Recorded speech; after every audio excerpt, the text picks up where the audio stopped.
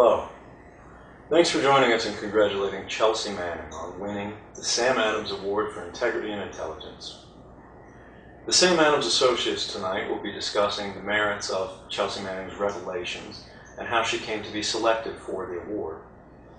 Unfortunately, I couldn't be there tonight.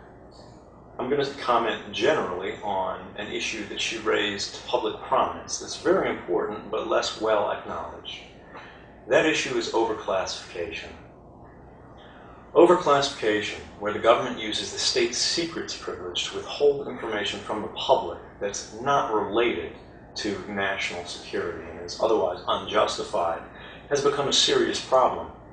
Just a few days ago, we saw the Prime Minister of Australia argued that the price of shrimp and clove cigarettes in Indonesia is a matter of national security, a security matter in the Australian state.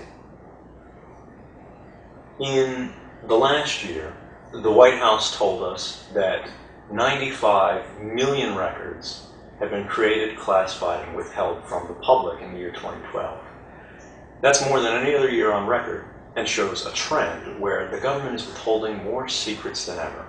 And this is not unique to the United States. Many other Western governments are on the same trajectory. Now, this is a concern because documents that we received from Manning showed us that some of this information is unambiguously necessary for public ends. For example, how can we vote without evidence of the true costs of the wars in which we're involved, instances of public corruption, official corruption in nations that we support and ally ourselves with, or even national participation in torture programs, rendition programs, and unambiguous war crimes? All of these were represented in the Manning Leak. The foundation of democracy is the consent of the governed. After all, we can't consent to programs and policies about which we were never informed.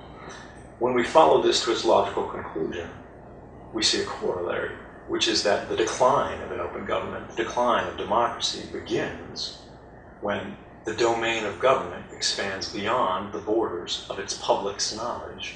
Because when a public is no longer aware of the actions of its officials, is no longer aware of what's going on behind closed doors, it can no longer hold the most senior members of its society to necessary account for serious wrongdoing, because the evidence of that wrongdoing is itself a secret from them.